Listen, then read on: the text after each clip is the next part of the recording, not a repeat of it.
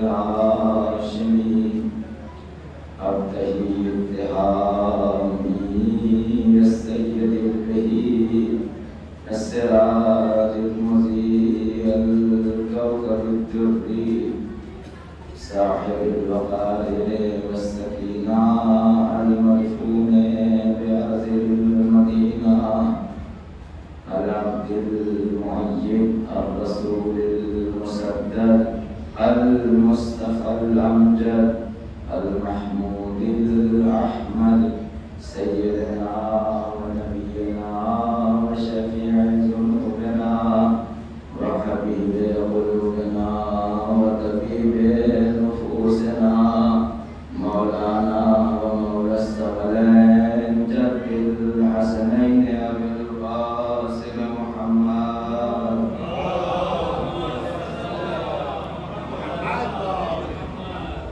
وعلى آله الطيبين الطاهرين المعصومين المظلومين ولعنة الله على أعدائهم أجمعين من يومنا إلى قيام يوم الدين. أما بعد فقد قال الله تعالى في القرآن المجيد وفرقان الحميد قوله الحق بالحق بسم الله الرحمن الرحيم يريدون ليطفئوا نور الله بأفواههم والله متم نوره ولو كره الكافرون والذي أرسل رسوله بالحق صلى الله عليه وسلم.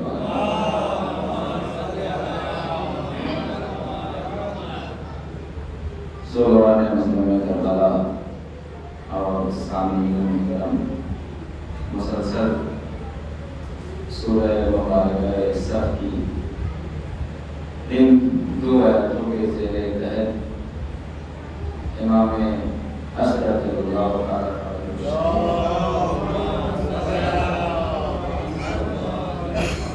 بعنوان محدودیت یہ 8ویں گفتگو ہے اور سلسلے کی یہ 7ویں گفتگو ہے اور سلسلے کی یہ 9ویں گفتگو ہے. الحمدللہ سے اس اداخانے میں سے اللہ کا آغاز ہوا ہے اور اشرا جو ہے حضرت نے 7ویں مرحلے کے اوپر اور اللہ تمام عزیزانوں کو سلامت رکھے سامعین کو سلامت رکھے اور جو ایام گزر چکے ہیں اللہ تعالیٰ توفیق دے کہ سارے آئندہ بھی ایام کو آپ اسی طریقے سے منائیں. ایک بار سب کی سلامتی کے لیے اور خصوص امام حضرت اللہ تعالیٰ شریف کی سلامتی کے لیے مل جل کر بآواز بلند نعرہ ثواب.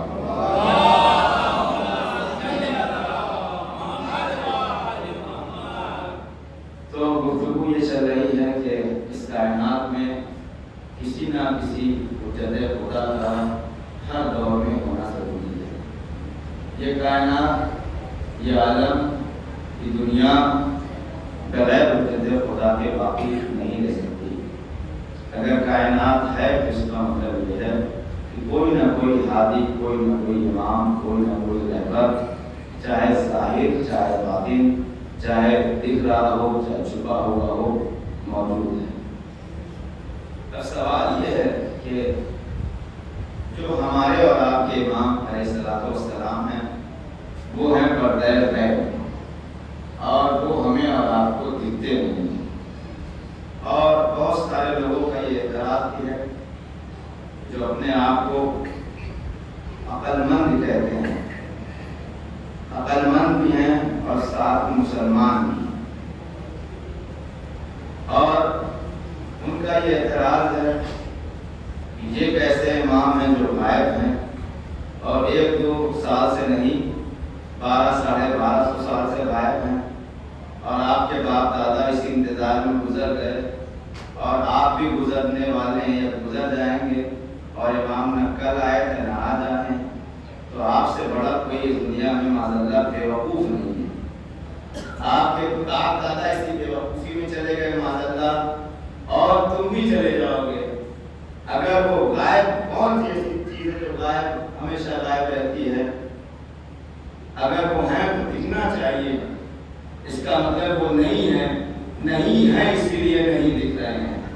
توجہ میں چاہتا ہوں، نہیں ہے اسی لیے نہیں دکھ رہے ہیں، اگر ہوتے تو دکھائی ضرور دیتے۔ میں نے کہا کہ آپ مسلمان ہو کر ایسی باتیں کر رہے ہیں، بھائی کوئی دوسرا آدمی اس بات کو کہتا تو اس کو ہم سمجھانے کی کوشش کرتے، کچھ کہتے، لیکن آپ مسلمان ہیں اور اس کے بعد ایسی باتیں کر رہے ہیں، یا تو اپنے آپ کو اسلام سے جدا کر لو، یہ کتنا سخت مرحلہ آ گیا، یا تو اپنے آپ کو اسلام سے جدا کر لو یا دوبارہ یہ اعتراض مت کرنا۔ کہنے میں یہ کیسی بات کر رہے ہو؟ میں نے کہا امام مہدی کی غیبت کا انکار کرنے والا شیطان ہو سکتا ہے، مسلمان نہیں ہو سکتا۔ کہنے میں یہ کیسے آپ بات کہہ رہے ہیں کہ مسلمان ہونا نہیں تو مسلمان ہی نہیں ہو؟ میں نے کہا ان مسلمانوں کا سارا سب کچھ ایمان غیب کے اوپر ٹکا ہوا ہے۔ بھائی آپ مسلمان اور غیب کا انکار کر رہے تو ممکن ہی نہیں ہے۔ بھائی مسلمانوں کا سارا مسئلہ غیب کا ہے، بھائی ان کا خدا غائب، بہت توجہ، مسلمان کو جس کا خدا غائب، اس کا نبی غائب، جنت غائب، سلسبیل غائب، فرشتے غائب، قبر میں کیا ہونے والا ہے سب کا اس کا پتہ نہیں۔ اور یہ جو عقیدوں کی بات ہے، بھائی جتنا ہم سے وعدہ کیا گیا حور غائب، ہر مسلمان، بعض مسلمان ایسے ہیں جو نمازیں اسی لیے پڑھ رہے ہیں کہ 70 حور کی زیارت ہو جائے، اور کسی نے بھی زیارت کی نہیں ہے، نہ خواب میں نہ بیداری میں۔ تو مطلب خدا غائب، نبی غائب، امام غائب، سلسبیل غائب، جنت غائب، لوح غائب، مقام غائب، صراط کا پورے صراط غائب، فرشتے منکر و نکیر غائب، جبرائیل غائب، میکائیل غائب، آدم غائب، موسیٰ غائب، عیسیٰ غائب، اتنے سارے غائب کے اوپر ایمان رکھنے والے آگے کے اندھے مسلمان تجھے مہدی کی غیبت سمجھ نہیں آتی۔ اور صرف یہی غائب نہیں ہے، یہ تو دین کی بات ہے۔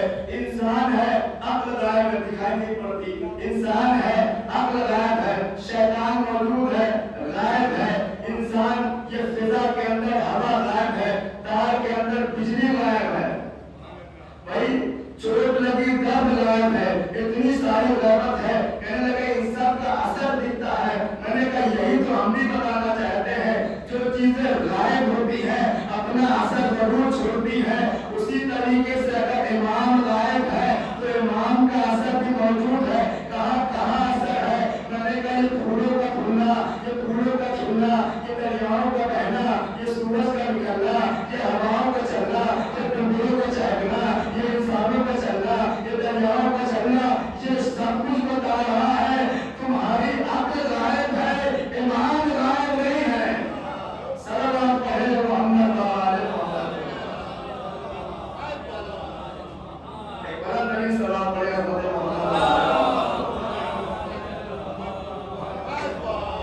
تمہاری عقل غائب ہے، تم اتنے سارے غیب کے اوپر ایمان رکھتے ہو اور یہ والا غیب تمہیں سمجھ میں نہیں آ رہا ہے۔ اور عزیزان محترم، سب سے اہم بات اور سب سے اہم پیغام اس غیبت کے بارے میں اس پر بات کر دیجیے۔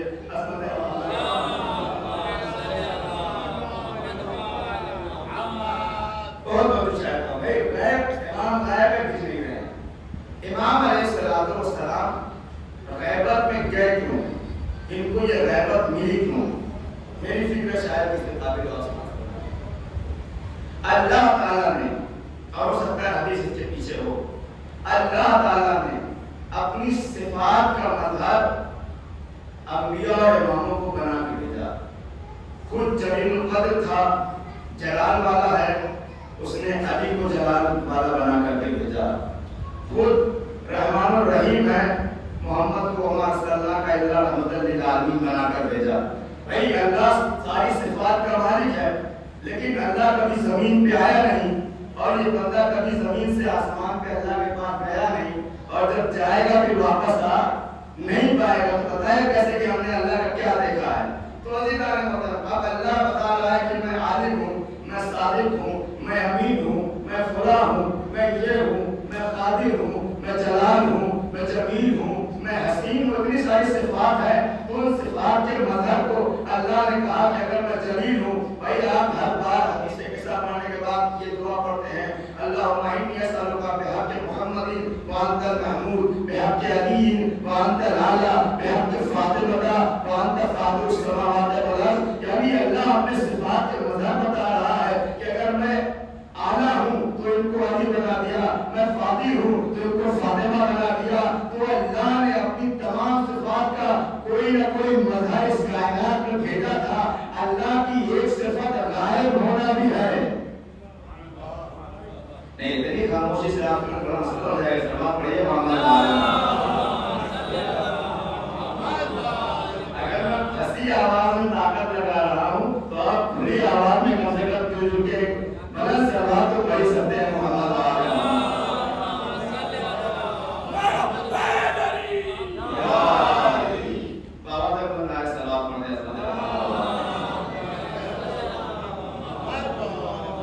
تو اللہ کے اتنے صفات کے تمام موجود ہیں تو اللہ بھی غائب ہے. کسی نہ کسی کو اللہ کی صفت کا لاج رکھنا تھا. اللہ نے کہا جیسے میں غائب ہوں اپنے ایک ہادی کو بھی غائب رکھوں گا تاکہ دنیا پہچان لے کہ میری غیبت کیسی ہے. امام مہدی کی غیبت کو دیکھ کر کے اللہ کی غیبت کے اوپر ایمان لے آئے. اور مطلب یاد رکھیے گا وہی پکا اور سچا مسلمان ہے جیسے وہ اللہ کی غیبت پہ ایمان رکھتا ہے ویسے ہی آخری محمد کی غیبت کے اوپر بھی ایمان ہو. اگر آخری محمد کی غیبت کے اوپر ایمان نہیں ہے تو دراصل وہ اللہ کی قدرت کا منکر ہے، دراصل وہ اللہ کا منکر ہے. سلام علیہ محمد وآلہ. اور ایک چیز میں عرض کر کے اس کے بعد ان دلیلوں کو پیش کروں گا جو امام زمانہ رضی اللہ تعالیٰ پر جو شریف کے وجود کے اوپر امام موجود اس کا مانتے ہیں. اور میں 7 دن سے یہی پیش کر رہا ہوں، روز ایک دو دلیل پیش کر رہا ہوں کہ امام علیہ السلام موجود ہیں. امام علیہ السلام اتنی لمبی عمر کیسے، اور اس کے اوپر اعتراض اور اس کا جواب اور آپ کے ذہن میں صلوات اور پڑھیے.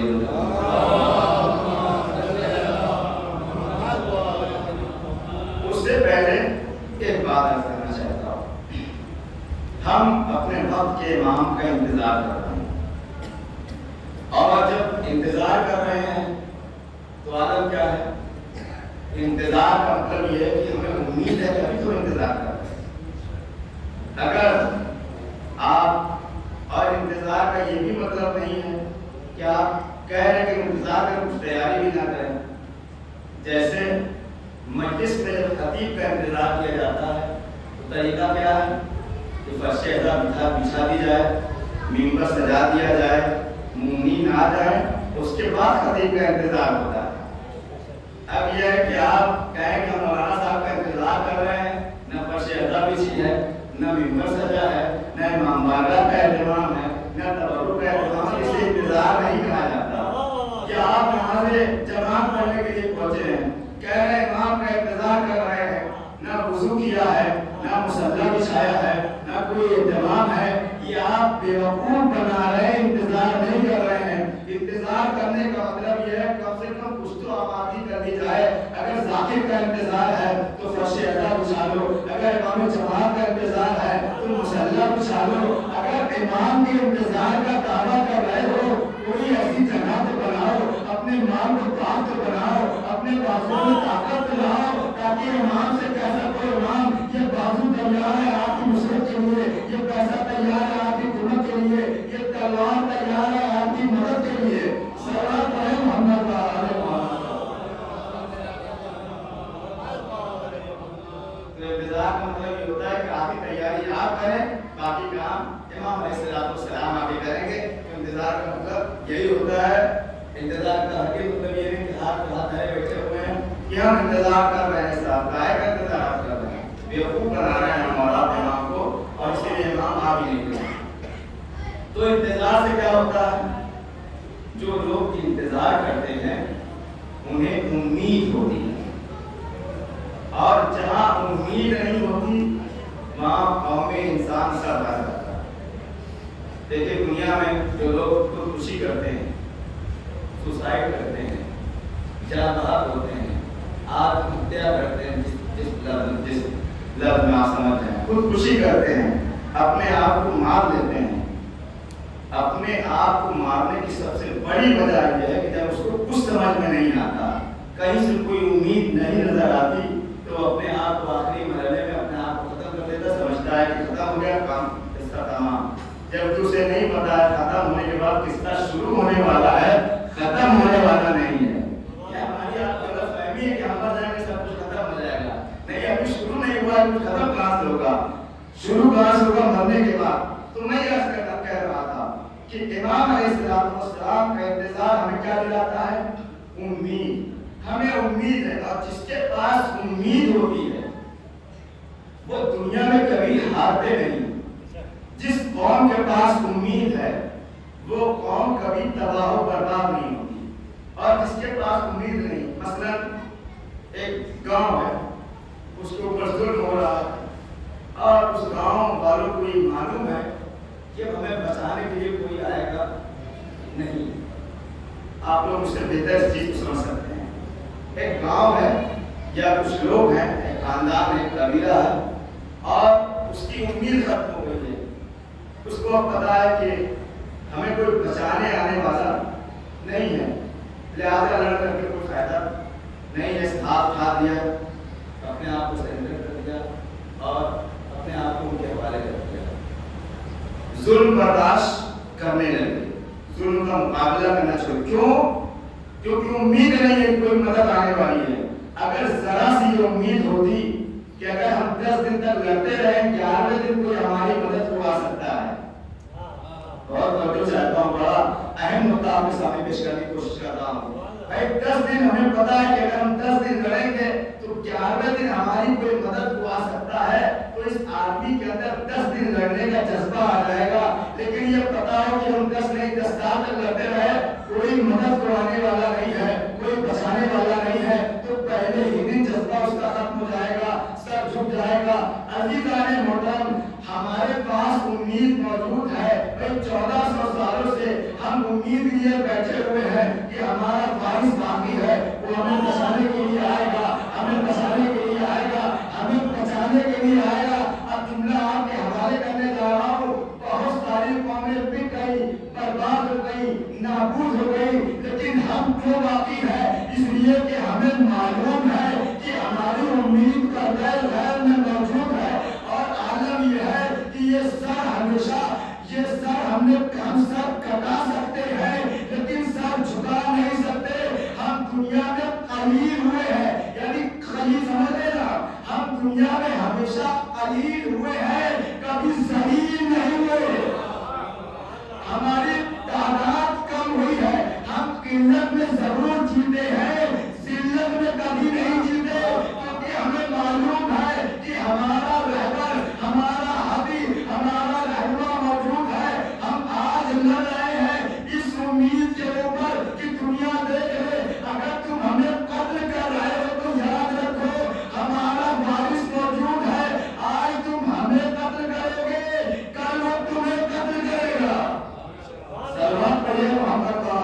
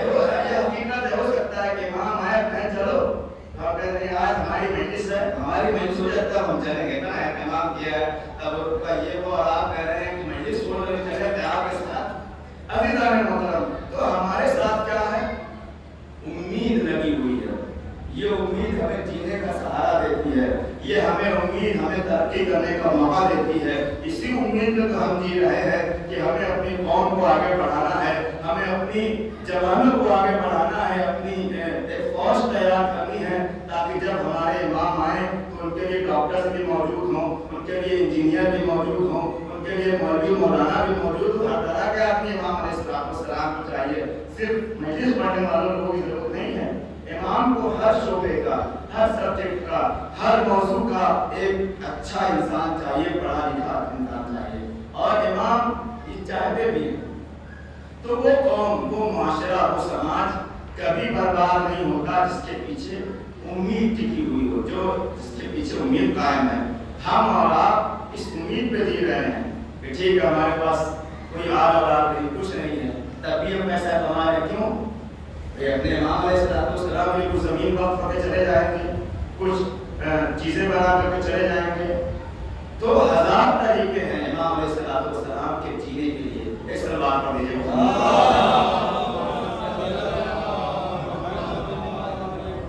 دیکھیے اتنے 20 منٹ اتنے ہی گزر گیا اور وقت تمام ہوتا جا رہا ہے۔ بس صرف ایک دلیل آج پڑھوں گا حضرت امام علیہ السلام کی اس طولانی عمر کے اوپر، اور افسوس کی بات بھی ہے اور ہنسی بھی آتی ہے اور تعجب بھی ہوتا ہے۔ وہی بات کہ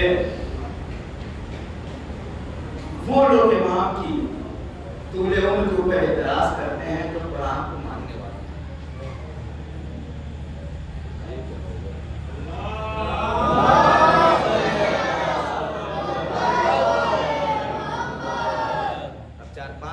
پڑھیے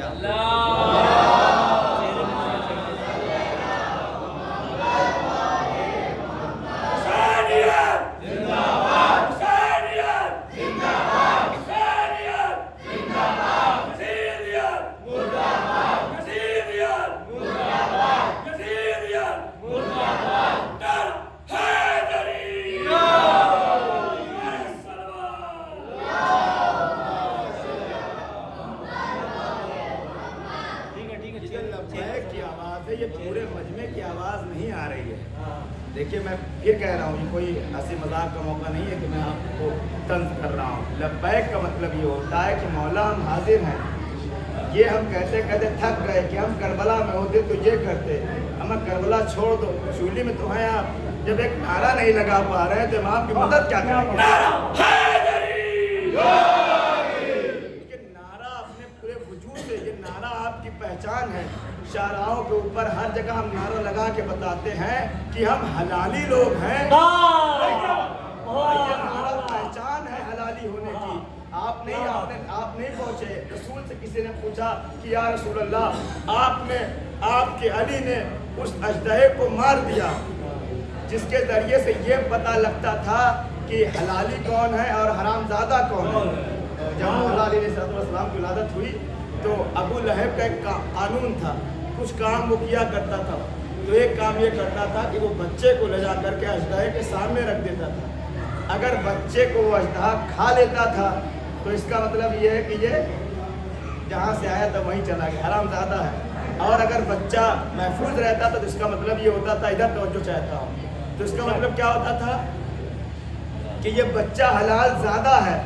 اب جب مولا کو لے جا کر کے اس اژدہے کے سامنے رکھا گیا تو وہ مولا کو کیا چیک کرتا؟ مولا نے اسی کو چیک کر اور اس کے دو ٹکڑے کر سلوات پڑھیے محمد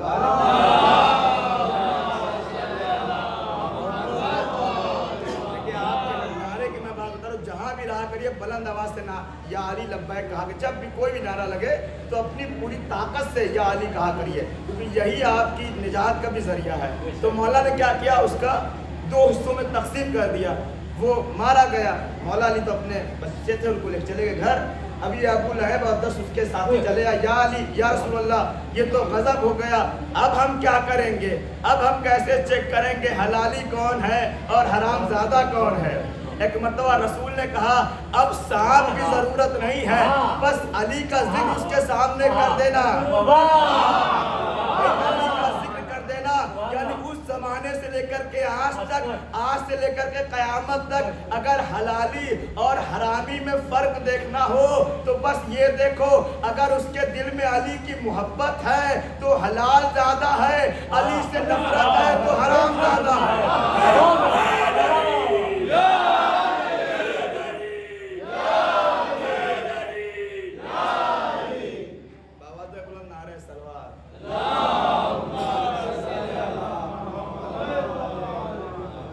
کوئی مسئلہ نہیں، آپ ایسے ہی قریب ایسے ہی صلوات اور پڑھتے میں مجلس شروع کرتا ہوں۔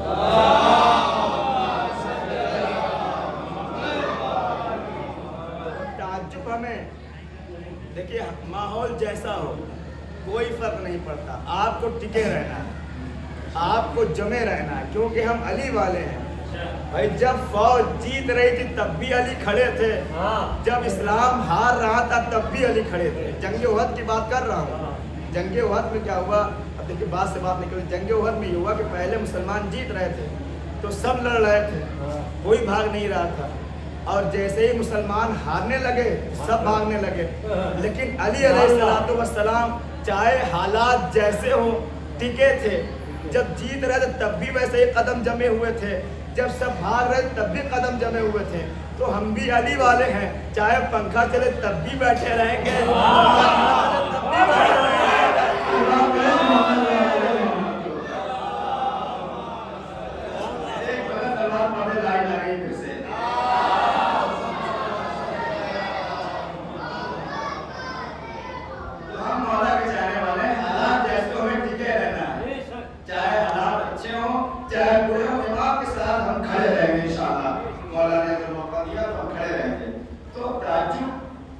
ان لوگوں کے اوپر ہوتا ہے کہ جو اپنے آپ کو مسلمان بھی کہتے ہیں اور قرآن سے ان کا کوئی تعلق نہیں ہے، اور یہ بھی اعتراض ہے کہ یہ حسینیوں کو قرآن نہیں آتا، ان کے اوپر حافظ قرآن نہیں، قرآن پڑھتے ہی نہیں، ان کے پاس قرآن ہی نہیں ہے، اور ساری قرآنی باتیں اسی ممبر سے بتائی جاتی ہیں۔ تو اب اعتراض یہ ہے کہ ایک آدمی کیسے اتنے دن تک زندہ رہ سکتا؟ آپ سب کے یقین ہے اپنے مولا کو پر 1250 سال ہو چکے ہیں امام علیہ السلام کے غیبت کو۔ تو ایک غیر مسلم یہ اعتراض کرے تو ہم اس کو سمجھانے کی کوشش کریں گے، لیکن کوئی مسلم اس کا اعتراض جوتا سے ماننے کے لیے کرتا ہے۔ کیوں؟ اب آپ کے مولا صاحب یہاں جوتی کی بات کرنے لگے ہیں تو یہ قرآن کا انکار کر رہے ہیں۔ بھائی امام مہدی علیہ السلام کی غیبت یا طول عمر کے اوپر شک کرنے والا خدا کی قدرت کے اوپر شک کر رہا ہے، اور خدا کی قدرت کے اوپر شک کرنے والا جب رسول کی رسالت پر شک کرنے والا مسلمان نہیں ہوتا تو اللہ کی طاقت پر شک کرنے والا مسلمان کیسے ہو سکتا ہے؟ تو بھائی کم سے کم مسلمانوں کو یہ اعتراض نہیں کرنا چاہیے۔ دلیل کیا ہے؟ میں آپ کے سامنے دلیل پیش کرتا ہوں۔ سورہ بقرہ میں اللہ تعالیٰ نے اپنے ایک نبی کا ذکر کیا، اور وہ نبی ایک بستی سے گزر رہے تھے۔ جب اس بستی سے گزرے تو انہوں نے دیکھا کہ ایک بستی ویران ہے، گھر اجڑے ہوئے ہیں، پوری بستی ویران ہے، اور ہزاروں ہڈیاں لاشیں پڑے ہوئے ہیں۔ تو انہوں نے پروردگار عالم کی طرف ایک جملہ کہا کہ اللہ تعالیٰ کیسے ان لوگوں کو زندہ کرے گا، اس ویران بستی کو کیسے زندہ کرے گا، اور یہ کہا وہیں بیٹھے وہیں مرے۔ نبی ہے بات سمجھتے ہیں کہ ان کے اندر ایمان میں شک تھا، وہ اللہ تعالیٰ کی قدرت کو جیسے ابراہیم علیہ السلام دیکھنا چاہتے تھے اور ویسے یہ بھی دیکھنا چاہتے تھے۔ دیکھیے اب میں اس محنت سے بڑا جملہ بڑی آسانی سے کہنے جا رہا ہوں، محنت نہیں کروں گا، کہ ابراہیم میں بلکہ شروع میں اگر آپ کو یاد ہو تو پہلے دن میں نے کہا تھا ابراہیم کی امامت میں اور ہمارے اماموں کی امامت میں زمین آسمان کا فرق ہے۔ ابراہیم علیہ السلام نے اللہ سے کیا کہا، میرے اللہ تم مردوں کیسے زندہ رہے گا، مجھے دکھا دے۔ تو اللہ نے کیا کہا، تمہیں یقین نہیں ہے؟ کہا یقین ہے، دیکھنا چاہتا ہوں۔ اور اس کے بعد پھر وہ 4 پرندے ذبح کی سارا واقعہ آپ سامنے ہے، آپ پڑھتے سنتے ہیں، اس کو مجھے عرض نہیں کرنا ہے۔ لیکن علی علیہ السلام کے بارے میں امام فرماتے ہیں اگر میری آنکھوں کے سامنے سے ساتوں حجاب کو ہٹا دیا جائے تو میرے یقین میں ذرہ برابر اضافہ ہونے والا نہیں ہے. یقین کی اس منزل کے اوپر علی فائز ہے. تو انہوں نے اللہ سے کہا کہ میرے اللہ کیسے اس بستی کو تو اٹھائے گا؟ تو اللہ نے کیا کیا؟ انہیں کو سلا دیا. سوتے رہے 100 سال تک وہ مرے پڑے رہے. 100 سال کے بعد اٹھائے گئے. جب وہ اٹھے تو ایک مرتبہ وحی نازل ہوئی. فرشتے نے پوچھا کب لبثتا؟ کتنی دیر آپ سوئے؟ کہا لبثت یوم، ایک دن سویا. اور ایسے ہی ملک دیکھا ہے جو تحریر کھچڑی لے کے آیا سب ایسے ہی پڑی ہوئی ہے. جو کھانا لے کر کے آئے تھے، غذا لے کر کے آئے تھے، وہ ویسے ہی صحیح اور سالم باقی ہے. فوراً کہا اور بعض ایام، پہلے کہا پورا دن سے سلام پڑھیے محمد ایک مجھے کے سلام میں میں سلام کروں مجھے کے سلام پڑھیے. امام کی طولے عمر پر دلیل پیش کرا. تھوڑا سا تو آپ کو مسکرانا چاہیے. اب انہوں نے کہا کہ اللہ تعالیٰ کو سمجھ میں نہیں آیا کیسے زندہ کرے گا. اللہ نے 100 سال کے لیے موت دے دی. 100 سال کے بعد اسے پتا چلا کب لبثتا، کتنی دیر سوئے؟ کہنے لگے لبثت یوم، ایک دن سویا. اور اچانک سے ان کی نگاہ کھانے اور پانی میں پڑی. کہنے لگے اور بعض ایام، یا ایک دن سویا یا ایک دن کا کچھ حصہ 4 گھنٹے سویا. اللہ نے کہا ایسا نہیں ہے. لبثت مئت عام، تم 100 سال مر کے زندہ ہوئے ہو. نہیں زندہ مطلب آپ نہیں پہنچے، مجھے پہنچانا پڑے گا. کہا کہ آپ 100 سال کے بعد اٹھے ہیں. اب ابھی تعلیم مطلب 100 سال کے بعد اٹھے ہیں. اس کے بعد امام اللہ نے فرمایا اے عزیر انظر الی طعامک و شرابک لم یتسنہ، تم اپنے کھانے کی طرف دیکھو اور اپنے پانی کی طرف دیکھو، خراب نہیں ہوا ہے. بھائی نبی سے یقین آ گیا. اب میں اپنے اوپر رکھ کے کہہ رہا ہوں مجھے یقین نہیں آیا. بھائی کھانا ہے، میں سویا ہوں ایک دن تک کھانا خراب نہیں ہوا. امام نے کہا اللہ نے کیا کہا انظر الی طعامک و شرابک، اپنے کھانے اور پانی کی طرف دیکھو. لم یتسنہ، خراب نہیں ہوا ہے. ینظر الی حمارک، اور اپنے گدھے کی طرف دیکھو، شرابے ختم ہو گیا ہے.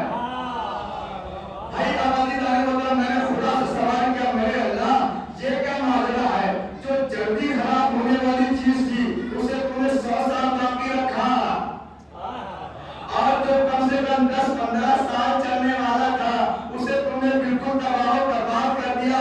کہا یہ بتانا چاہتا ہوں جس چیز کو نبی کی پہلے ضرورت ہے اس کو محفوظ کر کے رکھا ہو. بھائی اٹھتے سانس سواروں کے جل نہیں دیتے. اٹھتے سانس پہلے پانی پیا، کھانا کھایا، تب گدھے کی ضرورت ہوئی. اور اس کے بعد اللہ نے کہا کہ اے عزیر تمہارے لیے اس میں نشانی ہے. کیا نشانی ہے؟ کہا دنیا کو ہم بتانا چاہتے ہیں. اب مسلمان نے یہ واقعہ پڑھا بھول گیا. اے مسلمان عقل کے اندھے، جو خدا ایک غذا کو، ایک پانی جو کچھ گھنٹوں میں بھاپ بن کر کے فضا کی نظر ہو جاتا ہے، وہ کھانا جو 3 دن سے زیادہ بچنے والا یہ خراب ہو جاتا ہے، اللہ ایک کھانے کو 100 سال باقی رکھ کے بتا رہا ہے. جب ہم کھانے کو 100 سال کی عمر دے سکتے ہیں تو اپنے ہاتھی کو 100 سال کی عمر کیوں نہیں دے سکتے؟ سلام پڑھے محمد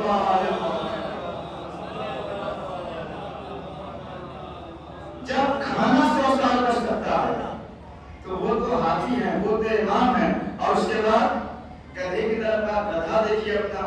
انہوں نے گدھے کو دیکھا تو ایک دم سڑ گیا تھا. اور اس کے بعد ان کی آنکھوں کے سامنے تھا کہ ان کی آنکھوں کے سامنے ان کے جسم کا حصہ بھی دھیرے تیار ہوا. اور اللہ نے اس گدھے کو ان کے سامنے مٹی سے ہڈی سے گوشت سارا ان کے سامنے بنا دیا اور کہا کہ تم کو بھی اور اس گدھے کو بھی ہم نے لوگوں کے لیے آیت قرار دے دیا. جب وہ اپنے گھر پہنچے تو ان کا بیٹا 150 سال کا تھا اور 100 سال کا. یہ بھی عجیب واقعہ دنیا میں پیش آ گیا. اللہ تعالیٰ اتنا اہتمام کیوں کر رہا ہے میرے خدا؟ کہا یہ سارا اہتمام اپنی حجت کے لیے کر رہا ہوں. امت قرآن پڑھ کے ایک بات سوچے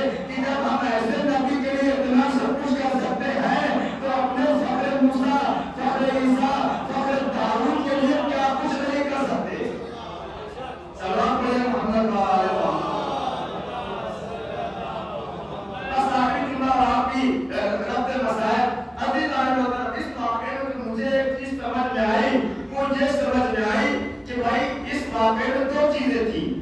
ایک یہ کہ یہ کھانا جو تھا غذا تھی جلدی خراب ہونے والی چیز تھی لیکن 100 سال تک باقی رہی ویسے ہی تازہ, ویسے ہی نہ مکھی بیٹھی نہ پانی اڑا کچھ نہیں ہوا, جیسا تھا اللہ نے بچا کر رکھا. اور گدھا جو کم سے کم 5-10 سال چلتا اس کو جو ہے بالکل سڑا گلا کے ختم کر دیا. اور اس کے بعد ایک چیز سمجھ میں آئی, بڑے ایکسٹرا سے کہوں گا, ایک چیز سمجھ میں آئی, نبی کے پاس ہونا اور ہے, نبی کے ساتھ ہونا اور ہے. بھائی گدھا نبی کے پاس تھا, نبی کے ساتھ نہیں تھا. یہی تو وجہ ہے, آپ دیکھیے گا کچھ لوگ نبی کے پاس ضرور ہے لیکن نبی کے ساتھ نہیں ہے. جو نبی کے پاس ہے اس طرف بھی اس طرف بھی, ان کی بھی قبر کھودی جائے گی, رات دن میں ان کی بھی قبر کھودی جائے گی, خواب کے علاوہ کچھ نہیں ملے گا. اور جو نبی کے ساتھ تھے لیکن نبی سے بہت دور دفن ہے بھی نبی, ابھی جلدی ان کا روضہ جب مسمار کیا گیا اور ان کی قبر میں سے ان کا جنازہ نکلا تو صحیح اور سالم نکلا. تو اس کا مطلب یہ ہے کہ نبی کے ساتھ ہونا, نبی کے پاس ہونا ضروری نہیں ہے, نبی کے ساتھ ہونا ضروری ہے. اور اگر نبی کے ساتھ ہو تو اللہ کھانے کو بھی 100 سال تک زندہ بچائے رکھتا ہے, اس کی حفاظت کرتا ہے. سر آپ پڑھے محمد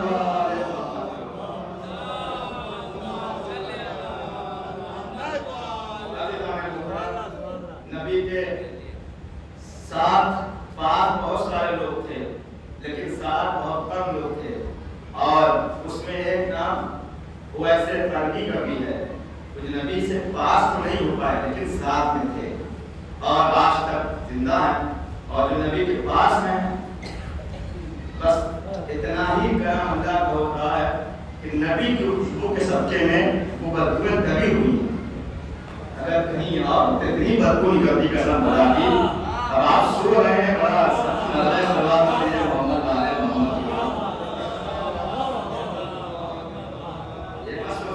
آپ بابا نہیں کرے اس کے میرے ماموں دادے وقت میرا مکمل ہو گیا ہے. تو یہ ان کی یہ نبی کی خوشبو کا اثر ہے کہ ان کی بدبو ظاہر نہیں ہو رہی ہے, ورنہ صحرا کے قابلین کے جسم سے بدبو ہی آئے کہ خوشبو کبھی نہیں آ سکتی. جنہوں نے رسول کی بیٹی کے اوپر جفا کیا ہے, جنہوں نے رسول کی بیٹی کے اوپر ظلم کیا ہے. عزیزان محترم, آج محرم کی 7 تاریخ ہو گئی اور کل میں جیسا میرے پاس ان کا مسائل پڑھ چکا ہوں. آج حضرت علی اکبر علیہ السلام کا مسائل پڑھنا چاہتا ہوں. کون علی اکبر؟ وہ جن کی محبت حسین سے اس قدر تھی کہ روایت بتاتی ہے کہ جناب لیلا خود ناقل ہیں, کہتی ہیں کہ ایک دن علی اکبر میرا لال کے بارے میں تھا, ایک مرتبہ مجھے محسوس ہوا کہ کوئی سایہ ہے جو علی اکبر کے اوپر چھپا ہوا. میں قریب آئی, کہا کون ہے جو میرے لال کے پاس ہے؟ آواز آئی, ام لیلا آہستہ بولو حسین. کہا اس رات کی تاریکی میں آپ یہاں کیا کر رہے ہیں؟ کہا لیلا کیا کروں, اکبر کی محبت مجھ سے برداشت نہیں ہو رہی, اکبر کی محبت مجھے اپنے بستر پہ سونے نہیں دے رہی ہے. غربت حسین ابن علی, اے مولا آپ کو یہاں اکبر کی جدائی برداشت نہیں ہو رہی ہے, کل کربلا کے میدان میں علی اکبر کی جدائی کیسے برداشت ہوگی؟ یہ سو گوارو, حسین کی جوانی کا سہارا تھے اکبر, حسین کی پیری کا سہارا تھے علی اکبر, حسین کی آنکھوں کا نور تھے علی اکبر. ہاں سو گوارو بڑا سخت مرحلہ تھا.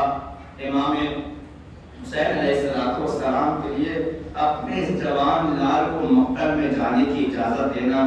ابھی تابوت برآمد ہوگا اور تابوت آپ کم سے کم 4 لوگ مل کر کے اٹھائیں گے. جب اٹھائیے گا تو یہ ذہن میں رکھیے گا اس جنازے کو حسین نے اکیلے اٹھانے کی کوشش کی. اس جنازے کو حسین نے اکیلے اٹھانے کی کوشش کی ہے. روایت کہتی تھی کہ حسین سمجھ نہیں پا رہے تھے کہ علی اکبر کی لاش کو کیسے اٹھائیں. ایک مرتبہ علی اکبر کے دونوں ہاتھ کو اپنے گلے میں ڈالا اور دونوں ہاتھ اس کی طرف سے سینے سے لگا کر کے کچھ دور آگے بڑھے تو منہ کے بل زمین پہ گر پڑے.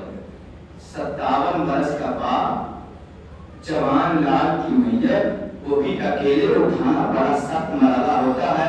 میں نے پڑھ لیا, آپ نے بآسانی سن لیا. خدا کسی بات کے اوپر یہ دن نہ لائے, خدا آپ کو ایسی مصیبتوں سے محفوظ رکھے. لیکن جن لوگوں نے اس غم کو دیکھا ہے وہ میری بات کو محسوس کر سکتے ہیں کہ جوان لال کی میت میں شریک ہونا کتنا بڑا سخت مرحلہ ہوتا ہے, اور لاشا اٹھانا تو کتنی بڑی بات ہے. بس عزیزان محترم, وہ دن آ گیا کہ جب علی اکبر علیہ السلام آقا حسین کے پاس آئے اور آنے کے بعد کہتے ہیں کہ بابا جان اب ہمیں مقتل میں جانے کی اجازت دے دیجیے. حسین نے کہا میرے نام تم کو کیسے اجازت دے دوں, میرے نام تم مقتل میں جاؤ تو میرا کیا ہوگا. کہا بابا دشمنوں کے تانے اب سے برداشت نہیں ہوتے, یہ دشمن آپ کے اوپر طنز کر رہے ہیں, یہ دشمن آپ کے اوپر تانا دے رہے ہیں. اس کو ہمارا قیامت ہو گئی. ایک جوان بیٹے کے سامنے کوئی باپ کو برا بھلا کہے تو کتنا سخت گزرتا ہے. یہی تو وجہ تھی حسین ابن علی نے عباس کے ناصر کو جملہ کہا تھا, اے میرے شیر بڑی آسانی سے تم سو رہے ہو, یہ دشمن میری ماں کا نام اس نرگائے آقا میں لے رہے ہیں. جزاکم اللہ, خدا کوئی غم نہ دے سوائے غم مظلوم کربلا کے. نہیں سو اور ایام ادا تمام ہو گئے. اب ہم نہیں روئیں گے تو کب آنسو بہائیں گے, اب گریہ نہیں کریں گے تو کب گریہ کریں گے. کیا ہم اس دن کا انتظار کر رہے ہیں جب حسین کی بستی گزر جائے, کیا اس دن کا انتظار کر رہے ہیں جب مقتل کربلا میں حسین کے گلے کے اوپر خون خنجر چلایا جائے. ایک مرتبہ علی اکبر سے حسین نے کوئی بہانہ بنایا, کہا میرے لال جاؤ پہلے اپنی خودی سے اجازت لے کر کے آؤ تب میں تمہیں اجازت دوں گا. علی اکبر خیمے میں آ گئے. بس ایک روایت میں سنتا ہوں اور وہ میں پڑھ لیتا ہوں. روایت کہتی ہے علی اکبر آ کر کے پھوپھی اماں کی آغوش میں لیٹ گئے, سر رکھ دیا. شہزادی نے بالوں کے اندر انگلیوں سے کنگھی کرنا شروع کر دیا. علی اکبر نے کہا پھوپھی اماں میرا ایک سوال ہے. کہا کیا سوال ہے. کہا پھوپھی اماں سوال یہ ہے کہ آپ زیادہ افضل ہیں یا میرے بابا حسین زیادہ افضل ہیں. کہا میرے لال کیسی باتیں کر رہے ہو, یہ ایسا موقع نہیں ہے. میرے لال شہادت کا بازار گرم ہے, خدا تمہاری حفاظت کرے, یہ کیسا سوال کر رہے ہو. کہا نہیں اللہ بتائیے کہ آپ کو مرتبہ زیادہ ہے یا بابا حسین کا مرتبہ. کہاں وقت کے امام اور کہاں شہزادی زینب. پھر کہا ایک سوال یہ بتائیے کہ آپ زیادہ افضل ہیں یا دادی فاطمہ زہرا افضل ہے. کہا میرے لال تمہیں ہو کر گیا ہے, یہ کیسی باتیں کر رہے ہو. کہاں میری ماں فاطمہ زہرا اور کہاں میری ماں زینب. ایک مرتبہ کہا پھوپھی اماں جب بابا آپ سے افضل ہے اور دادی آپ سے افضل ہے تو مجھے مقتل میں جانے کی اجازت دے دیجیے. کہا میرے لال یہ کیسی بات کر رہے ہو. کہا پھوپھی اماں ارے کہیں محشر میں دادی نے سوال کر لیا اے زینب تجھے حسین کہاں تھا یا میرے پر, تو آپ کیا جواب دے گی. ایک مرتبہ زینب نے کہا جاؤ خدا حافظ. اور اس کے بعد امام جناب اکبر علیہ السلام اپنی ماں کی خدمت میں آئے, اور وہ ماں جس نے اپنے لال کو اپنی زینب شہزادی کے حوالے کر دیا تھا, اس ماں کے دل میں بہت سارے ارمان تھے. ہر جوان ماں کے دل میں ارمان ہوتے ہیں, خاص کر کے لیلا کے دل میں ارمان تھا کہ اپنے لال کی شادی دیکھوں, اپنے لال کے سر پہ سہرا دیکھوں, اپنے لال کے ہاتھوں میں میڈیا دیکھوں, اپنے لال کی شادی دیکھوں. یہ سارے ارمان سجائے ہوئے لیلا بیٹھی ہوئی تھی. جیسے ہی اکبر خیمے میں وارد ہوئے لیلا کی آنکھیں ٹوٹنے لگی. سمجھ گئی اکبر کس لیے آئے ہیں اور یہ کیسے ممکن ہے سب قربان ہو رہے ہیں. اکبر بچ جائے. کہا میرے لال جاؤ خدا حافظ. حسین مقتل کربلا میں علی اکبر آ گئے. بس میں نے ابھی تک شہادت نہیں پڑھی تھی, شہادت پڑھوں زحمت تمام کر دوں. علی اکبر میدان کربلا میں آئے, سینے کے اوپر برچھی کا پھل لگا. روایت بتاتی ہے ادھر سینے کے اوپر برچھی کا پھل لگا, ادھر جناب زینب مسلح پہ گری, حسین میرے خیمہ پہ گرے. اور جیسے ہی اکبر کے مرنے کی خبر کانوں میں آئی, روایت بتاتی ہے حسین چند نہیں مائے تھے. ایک مرتبہ زمین کربلا کے اوپر گھٹنوں کے بل چلتے ہوئے آواز دے رہے تھے, اے میرے لال علی اکبر آواز دو, تیرے بابا کی آنکھوں سے کچھ دکھائی نہیں دیتا. اے میرے لال کہاں ہو آواز دو. حسین اکبر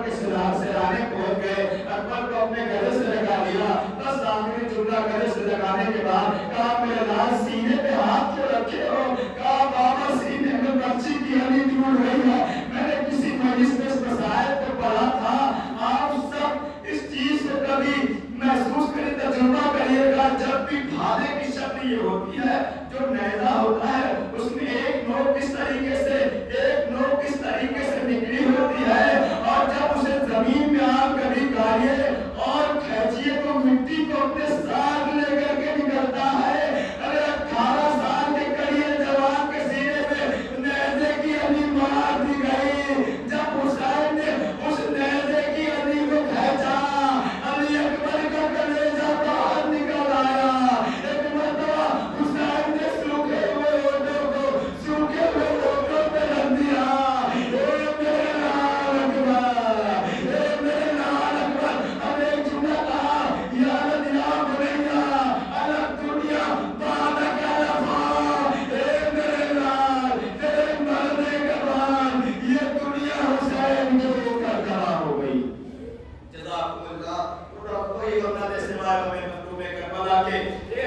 تمہارے مرنے کے بعد یہ دنیا سیاہ ہو گئی ہے. اب تیرا بابا کیسے زندہ رہے گا؟ اب تیرا بابا کیسے زندہ رہے گا؟ بس حسین علی اکبر کا لاشا لے کر کے مقبر سے خیمے میں آ گئے. قرآن برپا ہو گیا. ایک مرتبہ سب نے دیکھا ساری بیویاں حاضر ہیں لیکن ام لیلا کہیں نظر نہیں آ رہی ہے. زینب نے کہا اما فضا جاؤ اس جوان کی ماں کو لے کر کے آؤ. خدا کسی ماں کو یہ منظر نہ دکھائے جو لیلا نے دیکھا ہے. خدا ہر ماں کے جوان کو سلامت رکھے. روایت کہتی ہے جناب فضا لیلا کے خیمے میں پہنچی اور کہا شہزادی جلدی آئی اکبر کا لاشا آ گیا. یہ کہہ کر کے فضا واپس آ گئی.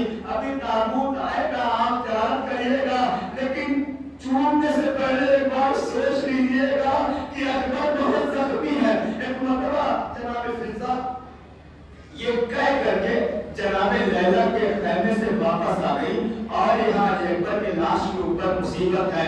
سکینہ رو رہی ہے, ساری بیویاں رو رہی ہیں. حسین کا حال تو کوئی جانتے ہی نہیں. حسین کا نام کون سنبھالے؟ حسین کو سید سجاد بیمار پڑے ہیں. مقبرے کربلا میں حسین ہے اور علی اکبر کا جنازہ ہے. کچھ دیر گزر گئی اور جب ماں اپنے بیٹے کی میت پہ نہیں آئی تو وہاں فضا گئی. کہا اے لیلا تمہارے اکبر کا لاشا آ گیا, آپ آتی کیوں نہیں؟ ایک مرتبہ لیلا کو عجیب منظر فضا نے دیکھا کہ شہزادی لیلا کبھی خیمے کی اس طرف سے کبھی اس طرف سے کبھی اس دیوار سے ٹکرائے گا. اے بے لیلا ارے تیرے اکبر کا جنازہ آ گیا اور تم چلتی رہے گا.